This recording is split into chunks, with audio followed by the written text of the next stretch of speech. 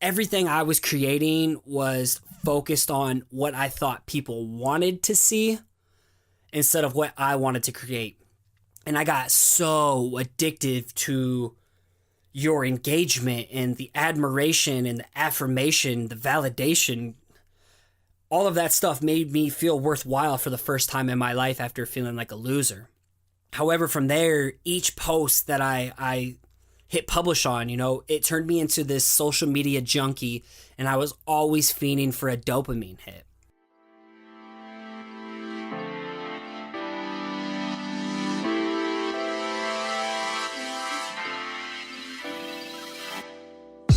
What's going on? You're listening to episode 93 of the Perspective Podcast, and I'm your host, Scotty.D.Russell of Perspective Collective. This show is about carving out time to build something for yourself. I want to share what is and isn't working for me, along with sharing my guest point of view. Also, at the end of each episode, I plug a weekly dose of inspiration to someone crushing it in the community, so stick around to the end because it could be you. And we're back at it again. This episode is brought to you by our friends at Retro Supply Co. Retro Supply is the leading provider of Illustrator, Photoshop, Procreate, and Affinity design resources to make your work stand out in clicks or drags of your mouse or stylus. This one was really popular 2 weeks ago, so it's back again. Use promo code Scotty20, Scotty with a Y, 20, to save 20% off all their design resources like brushes, actions, textures, and fonts. This code also works on their insane bundle kits like the I Want It All Photoshop brushes and the I Want It All Illustrator brushes, and even sale items for additional savings. All of this is excluding the I Want It All bundle because they gotta make some profit somewhere. And if you've been following my stories on Instagram, you can see me jamming to their latest gouache shader brushes as well as their cross-hasher brushes. And this is all for Procreate, but you can get it for whatever, basically, design program you use. So again, take advantage of these savings and elevate your work by visiting retrosupply.co, or even easier, just check the link out in my profile on Instagram. So, with episode 100 in our reach, and little Scotty is in the picture, it's so much easier for me to handle solo episodes in the meantime as I try to figure out this new routine for myself and plan the episode 100 launch. I got a lot of cool shit planned for it. So something I haven't done in a long time is a multi-episode series. And I am incredibly jazzed to share with you today part one of a 3-part series all about, you guessed it, pizza and your creative career. As I get deeper into the show, I'm going to wrap more context around it shortly, but be prepared to get to know me a whole lot more throughout these episodes and hopefully see yourself within them as well. I promise you, I definitely will not hold back on these ones. In celebration of this series, Pizza Party sticker packs are back in stock now with a limited supply of 50. All right, so this pack is made up of each life lesson, which I've illustrated in my slides and my talk, and they'll also be the featured images for this series. And I tossed in a fourth one that is a fun little pizza pun piece for when I partook in Lauren Ham's homework series when I gave out the assignment. So I'm slanging these throughout this 3-week series for only $7, and once the series is over, I'm going to be bumping them back up to full price. So you can snag yours today over at perspective-collective.com/shop. And my last pizza pack series, they sold out pretty quick, so I don't expect these ones to last long either.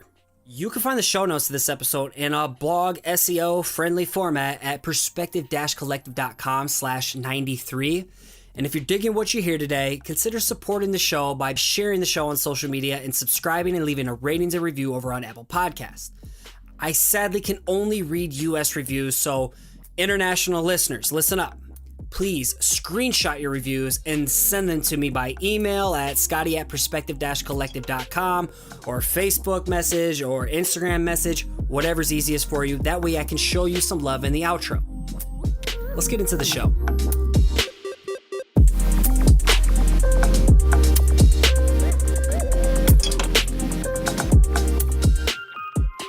Okay.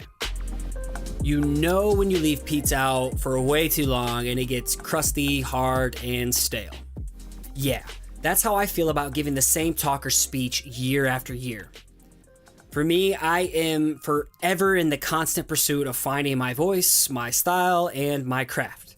And honestly, the more I can find ways to inject my pizza-loving, galaxy-dreaming, cats and coffee-obsessed quirks into everything I do, the better.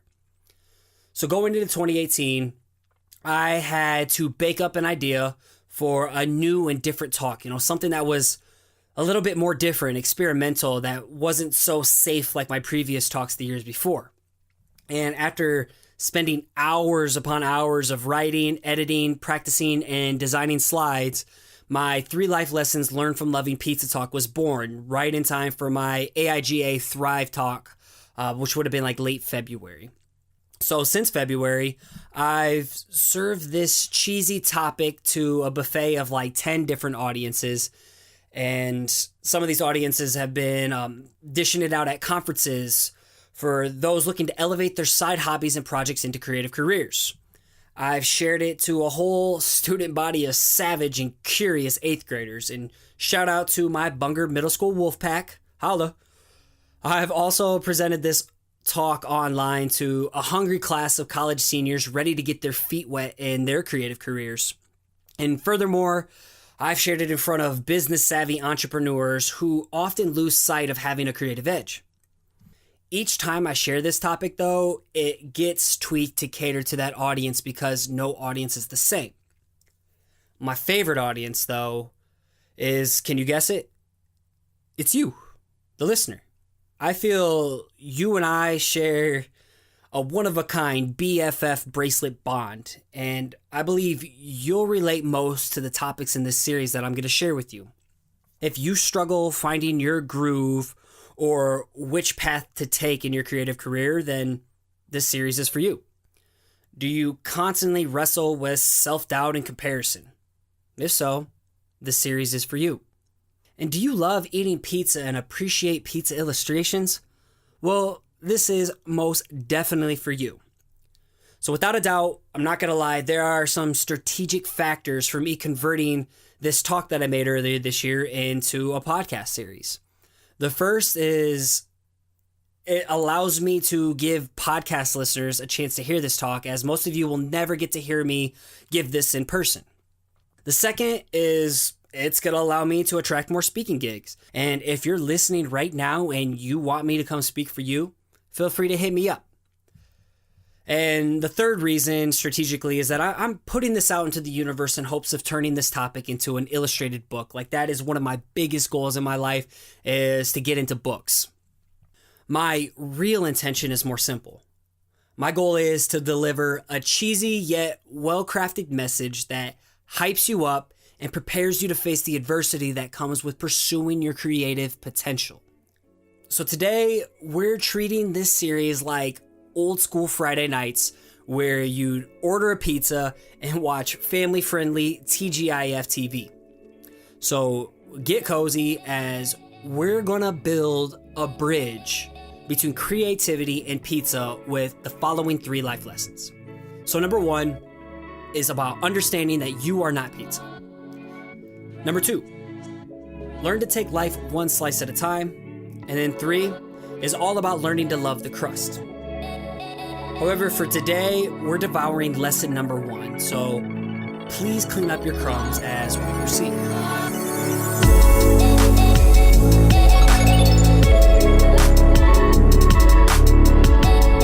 And for this, we're going to go way back in time, okay? This is what I mean. You're going to be getting to know me. And this is all about the origins of making a people pleaser.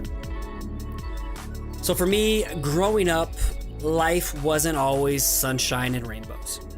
You see, I was the chunky kid with glasses, braces, and a bowl cut. You could catch me eating chip dip with a spoon, or sneaking nacho Doritos for breakfast, or catch me rocking my first pair of Jinko jeans when they weren't cool. And if you don't know what the hell Jinko jeans are, please stop this and go look it up right now and give yourself a good laugh. Safe to say, I was the prime target for bullying, and my daily routine consisted of getting beat up and tormented. Being born in Waterloo, Iowa didn't help my self-esteem either. So my hometown doesn't get the best rap, as there is a lot of drugs, gang violence, and crime in my area. And if you don't believe me, you're like, oh, Iowa, there's no way. I compel you to Google crime in Waterloo, Iowa, and you'll see that there's a lot more to it than farms and cornfields. And being from Waterloo immediately labeled you as a Waterlooser growing up. People were so quick to judge and treat you like the dog shit on the bottom of some bum scuffed up Nikes. The icing on the cake from all of this was getting demolished in every sport from middle school throughout high school. The surrounding cities, athletes, students, and parents let you know that you were Waterloo hot trash every time they kicked your ass. So throughout my life, it felt like losing was ingrained in my DNA. And I assure you, I do not need a therapist to tell me that these circumstances groomed me to become a people pleaser. I remember each night laying in bed, looking up to those fake little glowing in the dark stars that you plaster on your wall. Like I remember looking up to those and just dreaming and wishing of one day being the cool kid and thinking just like how sweet the nectar of popularity would taste. These desires caused me to eventually start saying, acting, or doing anything that I thought someone like you wanted to hear from me in order for me to be liked and accepted. And I wanted to be liked so badly that my soul and spirit were absolutely crushed if my tactics didn't succeed. And this, my friends, is where I want to cue life lesson number 1. You can't make everyone happy. You are not pizza. So think about it for a second. With pizza, you can tailor it to anyone's liking. You can make it gluten-free. You can make it vegetarian-friendly. Or cover it with weird shit like anchovies. Whatever floats your boat, dude. But I hate to break it to you, no matter how badly you and I want to be delicious, cheesy, bubbly, fresh pizza, we never will be. We can't tailor everything about us to someone else's liking. By attempting to do so, you're only setting yourself up for a world of pain. Believe me, I've been there. I thought I was pizza for the longest time, and I got pretty damn good at people pleasing. When I finally got to high school, I accidentally, in my opinion, pulled off an insane makeover. Total accident. So at the end of freshman year, all within a week, I shit you not, I shaved my head, I ditched the glasses and got contacts, and I got my braces off. And from there, I spent that entire summer hitting the weights for sports and somehow morphed into the cool new kid. And I have quotations here. So being good at sports finally helped in that popularity department. And not gonna lie, it finally gave me the guts to talk to the ladies. But here I was, as a teenager, thinking I had mastered the people-pleasing game. You know, I thought I was an expert. I thought this was like some secret magic trick that only I knew. But when I was 26, I finally started to find my artistic groove after, you know, I'll go over this adversity I faced before 26, you know, the early adulthood age. But when I hit 26, I began finally to start finding my groove with art. And that's about the time I started Perspective Collective too. But sadly, this people-pleasing mentality, you know, it was still with me this whole time, but it eventually began spilling into the work that I was sharing on Instagram. At the beginning of my Instagram quest, I was solely sharing work I thought was dope with no strategy at all of getting discovered. And you can scroll all the way back to my earlier posts, and they were just random duties. It was just random doodles and just chicken scratch. And you could see like my hashtags had no strategy behind them. Like I was just posting just to post, okay? I didn't care what happened. I just had some scratch drawings and I just shared them online. No second thought. However, when I started to get even a smidgen little bit of attention through features like Good Type hooked me up, the Daily Type and Calligra Type, those were the early ones. Once that started happening, like my strategy quickly changed. So yes, I was using hashtags better, but there's a lot of things I didn't do right that you may be guilty of right now that you can relate to. So from there, everything I was creating was focused on what I thought people wanted to see instead of what I wanted to create. And I got so addictive to your engagement and the admiration and the affirmation, the validation, all of that stuff made me feel worthwhile for the first time in my life after feeling like a loser. However, from there, each post that I hit publish on, it turned me into this social media junkie, and I was always fiending for a dopamine hit. And the shit didn't take off right away. I was that guy who was guilty of deleting posts and all that stuff because I didn't get the engagement I expected right away, and that reflected poorly on my design decisions. And it got to the point where I was creating for the masses, and all my self-worth was tied up in the engagement. And so one of the first main points I want to talk about of understanding that you are not pizza, this is so crucial, is please, whatever you do, don't create for the masses. When you try to create for everyone, you make it extremely hard for your work to resonate with someone. It's a super slippery slope when your self-worth and identity are measured by how well your work performs. And with social media's ever-changing algorithms, you're going to fuck your head up. Believe me, I've had some really dark days because of this creating for the masses mentality. When in reality, listen to this, if you don't take anything away from today, take this. All it takes is one post and one person at a time to build a loyal tribe. And doing this consistently over time, it can work wonders in your favor. It was a hard pill for me to swallow, understanding that not everyone was going to love me nor love my work. In fact, there are people out there that are going to hate you and hate your work for no particular reason at all. And I've gotten this plenty of times. And for me, I call these soul suckers haters. And I'll tell you why. You see, haters going to hate for a reason. Haters, when you break it down, each letter means having anger towards everyone reaching success. Again, I'm going to say that again. Haters means having anger towards everyone reaching success. It's way easier to tear people down to your level than it is to have the courage to put yourself out there and consistently show up and pour your work into the world. Here's the catch though. Yes, there are people in this world that will hate you and your work. And if you have them, congratulations. All right, I envision that Post Malone song coming in the background of this, but if you have a hater, congratulations, because that means you're doing something right. You have an interesting opinion or style, and you aren't playing it safe by riding the fence. So look at it this way. You will certainly have haters the more you continue to show up. However, there's plenty of other souls on this lush, vast planet that can love you and love your work. And I personally feel the best way to reach these people authentically and organically is simply by staying in your own lane.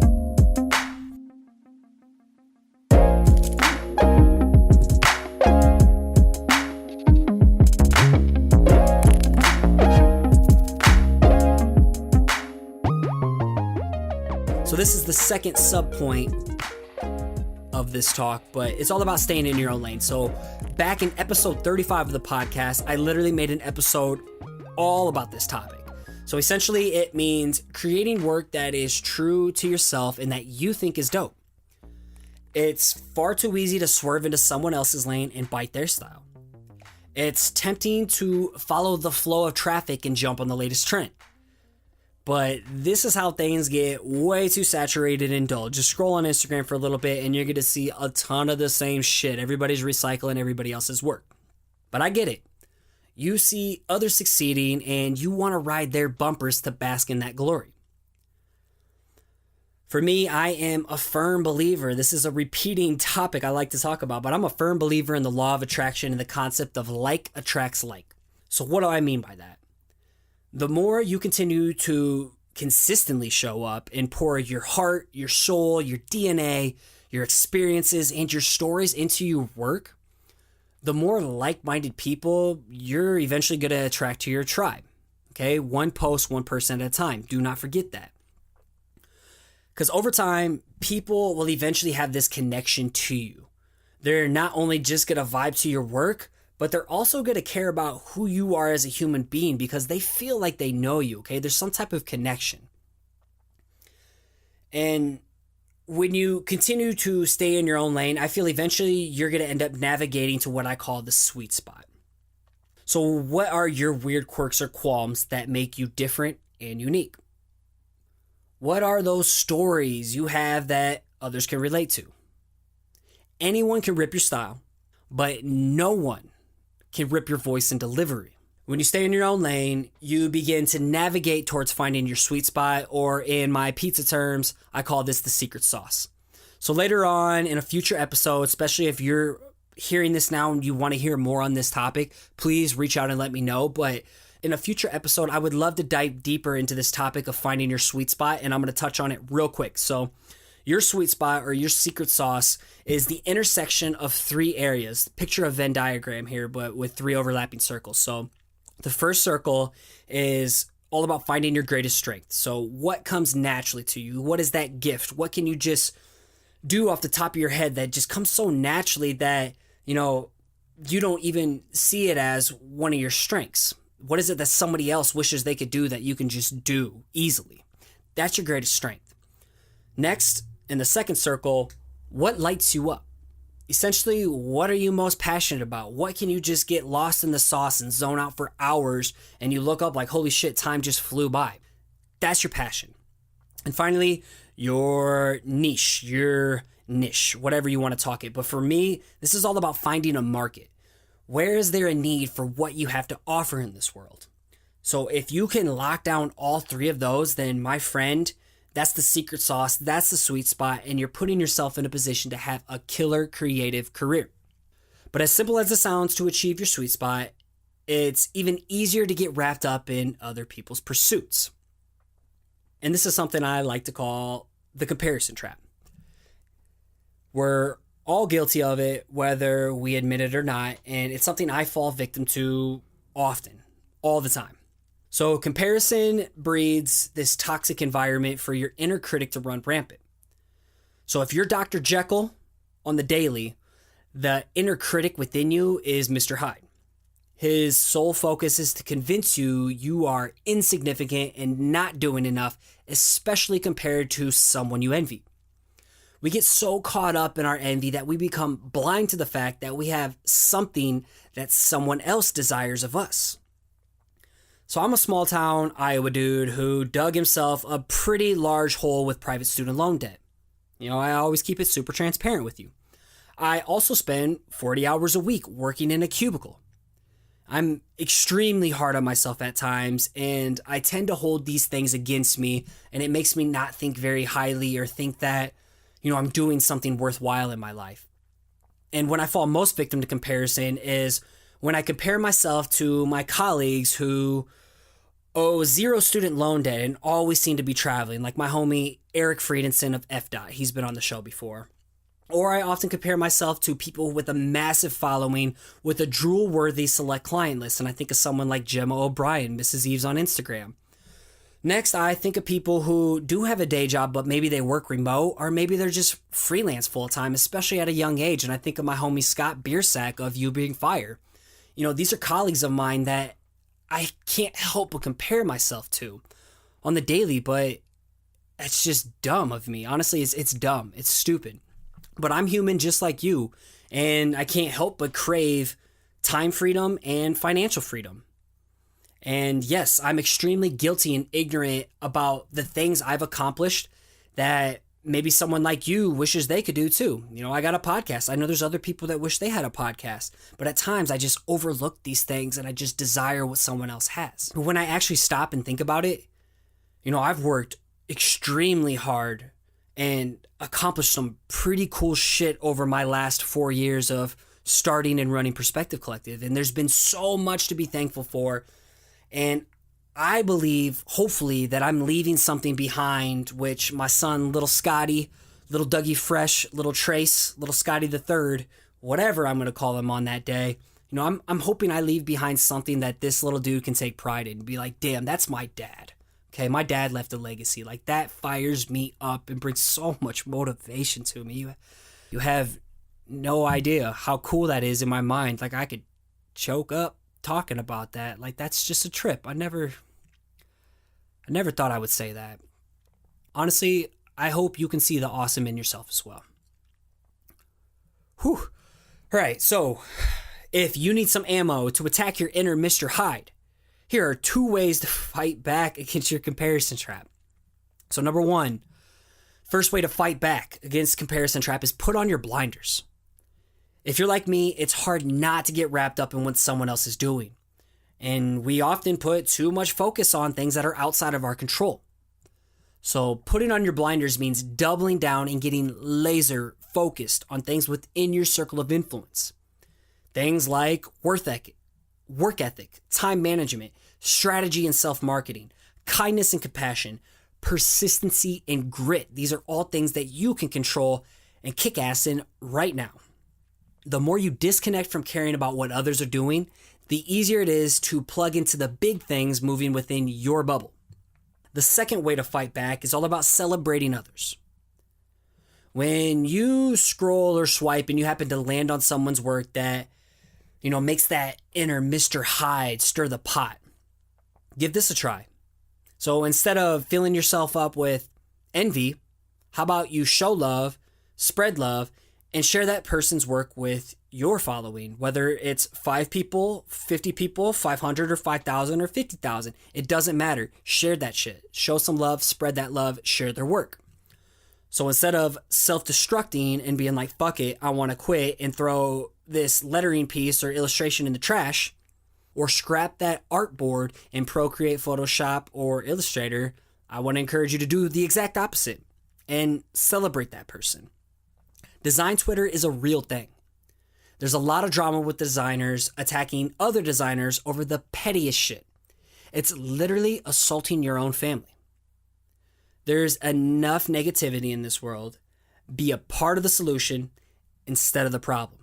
When we celebrate others, we let go of things that are outside our control. Feel free to study and analyze someone's work all you want. Check out their process, their composition, how they market it, the hashtag they use. All that, totally, I do it too, but do not let Mr. Hyde win, okay? Keep your comparison trap, that inner critic, in check. So I get it. We all want to be pizza. We want everyone to love us and love the work we share. It's so easy to get paralyzed by comparison or scared of what a hater may say or think. Like in episode 91, pursuing your creativity and your personal legend takes a lot of guts. As cheesy as it sounds, you truly can't please everyone. You, my friend, are not pizza, and neither am I. The sooner we start to accept this truth, the sooner we can forge our own paths and find our own sweet spots. Finding the ingredients to your secret sauce is your mission and the destination. The world needs the best you that you can offer.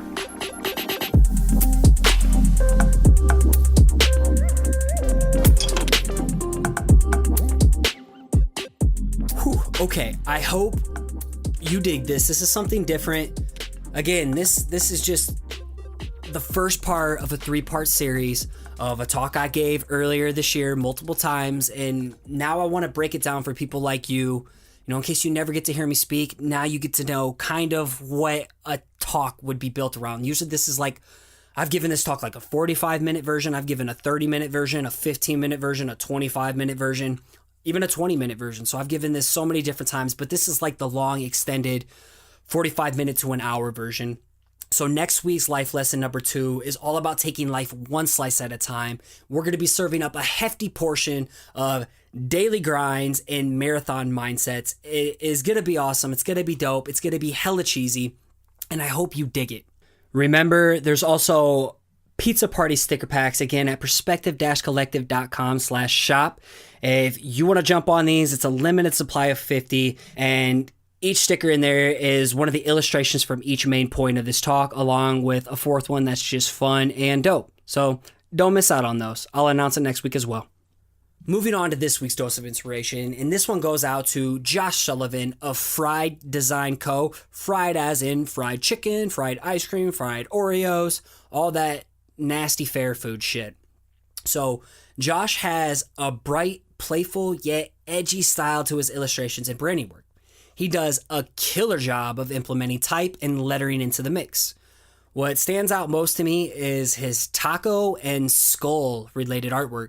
It's actually really, really dope. The one I'm looking at right now is a bunch of little skeletons carrying a large taco above themselves. It's hilarious, but it's actually really, really cool. He's also a part of the PC Facebook group, so check him out again. That's Fried Design Co. on the grams. I want to talk a little bit about the Facebook community because we are popping right now. We are growing every day, and it's the right people. So if you are desperately seeking a place where you can get feedback on your work, discuss pricing, contracts, and products, find accountability and people to collaborate with all over the world, and access resources to elevate your creative game, well, if so, I got some good news for you. I encourage you to check out the Perspective-Collective Facebook group. I, for one, couldn't find anyone around me that I had anything in common with, and I just felt stagnant. So I had to go online and seek out my people. And that's exactly why I created this group, and I only plug it on the podcast so it finds the right people. We would absolutely love to have you be a part of the family. So connect with rad people such as yourself today, again, at the Perspective-Collective group on Facebook. We would love to have you. If you're enjoying what you hear and you want to support the growth of the show, here are 3 ways you can make that happen. The first is by, again, backing the show at patreon.com/perspectivepodcast. Your support helps cover producing costs, hiring new help, and updating equipment. It seriously means the world. Even the smallest contribution makes a big difference over time. And I'm always looking for feedback on how I can improve the current rewards scenario and bring you more value. The second way to support the growth of this show is for you crypto heads out there. In the show notes for each episode, I'll have addies for Bitcoin, Ether, or Litecoin donations if you prefer to go that route. Finally, subscribe and leave a ratings review on Apple Podcasts. Again, if you're international, leave a review, shoot me a screenshot of it so I can do this for you. This week's rating and review comes from my homie, Jack W. Allen. And Jack states, Scotty presents a delightful array of opinions and schools of thought with very accessible words. His riffing with guests always presents really interesting insights with a friendly tone overall. Even if you're not into typography or lettering, the conversations are varied and relevant to all walks of life. And just so you know, I don't only have lettering people on. This podcast is a great primer for all aspects of life, and I heartily recommend it to anybody, especially if you dig pizza. Jack, my friend, thank you so much for the thoughtful review. I sincerely appreciate you, brother. And as I wrap things up, I got to give a huge thank you to my homegirl, Áine, Brennan, and Paige, Garland for helping me out with the show notes as well as podcast. I couldn't do this without you two. Thank you so much. And a huge thanks goes to Nick Jenkins of Blookah for all the dope theme music you hear on the show. Check him out at SoundCloud or on Instagram at Blookah. That's BLOOKAH. And as you finish off this week strong, I want to encourage you to keep showing up, keep putting in the work, and keep creating. You got this.